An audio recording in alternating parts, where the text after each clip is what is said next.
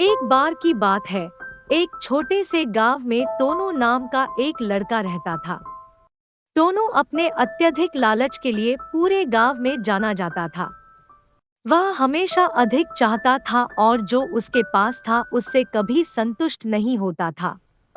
उनका घर नवीनतम गैजेट्स, महंगे फर्नीचर और शानदार वस्तुओं से भरा हुआ था।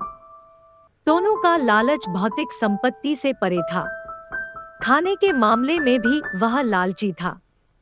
वह अक्सर खुद को भूखा होने और भोजन की जरूरत होने का दावा करते हुए अपने पड़ोसी के घरों में खुद को आमंत्रित करता था। ग्रामीण उसकी आदत को अच्छे से जानते थे, लेकिन दयालु होने के नाते उसे दूर नहीं करना चाहते थे। हमेशा उसे भोजन देते थे। एक दिन एक नया परिवार पड़ोस में आया। वे एक विनम्र और उदार परिवार थे, जो उनके पास जो कुछ भी था उसे साझा करने में विश्वास करते थे। उनके पास फलों और सब्जियों से भरा एक सुंदर बगीचा था। टोनू उनके बगीचे के प्रलोभन का विरोध नहीं कर सका, इसलिए वह एक चालाक योजना के साथ नए पड़ोसियों के पास गया। टोनू ने उनका दरवाजा खटखटाया और झूठी मुस्कान बिखेर दी।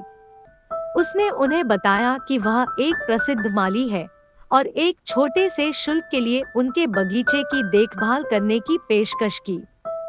नया परिवार टोनू की प्रतिष्ठा से अनभिज्ञ उनके प्रस्ताव पर सहमत हो गया, यह सोचकर कि वे भाग्यशाली हैं कि उन्हें उनकी मदद करने के लिए कोई कुशल मिला गया है। हालांकि टोनू का बगीचे की देखभाल करने का कोई इरादा नहीं था। इसके बजाय जब भी उसे मौका मिलता, वह उससे फल और सब्जियां चुराने लगा। वह रात में बगीचे में घुस जाता, सबसे स्वादिष्ट उपज से अपना थैला भरता और घर ले जाता।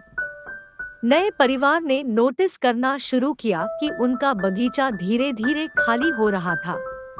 वे समझ नहीं पा रहे थे कि क्या हो रहा है, क्योंकि उन्होंने चोरी के कोई संकेत नहीं देखे थे। उन्हें संदेह था कि यह जानवर हो सकते हैं, इसलिए उन्होंने जाल बिछाया और अपराधियों को पकड़ने के लिए एक सुरक्षा कैमरा लगाया। एक रात जब टोनू बगीचे में चुपके से घुस रहा था, वह एक जाल में फंस गया और पकड़ा गया। नया परिवार टोनू को रंगे हाथों पाकर चौंक कर बाहर निकला। उसके चारों ओर उनके चोरी हुए फल और सब्जियां बिखरी पड़ी थी। उन्हें विश्वास ही नहीं हो रहा था कि उनका विश्वस्त माली चोर निकला। विश्वासघात और क्रोधित महसूस करते हुए नए परिवार ने गांव के बुजुर्गों को शामिल करने का फैसला किया। उन्होंने पूरी स्थिति बताई और न्याय की मांग की। गांव के बुजुर्ग एकत्र हुए और दोनों पक्षों की कहानी सुनी। टोनू यह महसूस करते हुए कि उसका लालच आखिरकार उसे पकड़ चुका है, उसे अपराध बोध का अनुभव हुआ। सावधानी पूर्वक विचार करने के बाद बड़ों ने टोनू को उसके लालच और बेईमानी के लिए दंडित करने का फैसला किया। उन्होंने उसे सारी चोरी की उपज वापस करने को कहा और पूरे गांव के सामने नए परिवार से माफी मांगी। टोनू ने अपने किए पर शर्म महसूस करते हुए सजा को स्वीकार कर लिया। उस दिन से टोनू ने लालच और छल के बारे में एक बहुमूल्य सबक सीखा।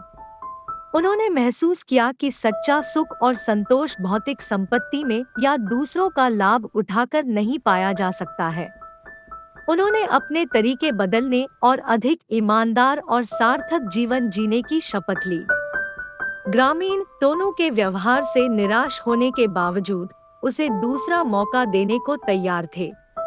समय के साथ टोनू ने दूसरों के प्रति दया और उदारता दिखाकर अपनी प्रतिष्ठा का पुनर्निर्माण करना शुरू कर दिया। वह लालची पड़ोसी के रूप में नहीं बल्कि उस पड़ोसी के रूप में जाने गए जिसने अपनी गलतियों से सीखा और एक बेहतर इंसान बना। और इसलिए लालची पड़ोसी की कहानी एक अनुस्मारक के रूप में कार्य करती है कि लालच पतन की ओर ले जा सकता है, लेकिन इसे बदलने और मुक्ति की तलाश में कभी देर नहीं होती।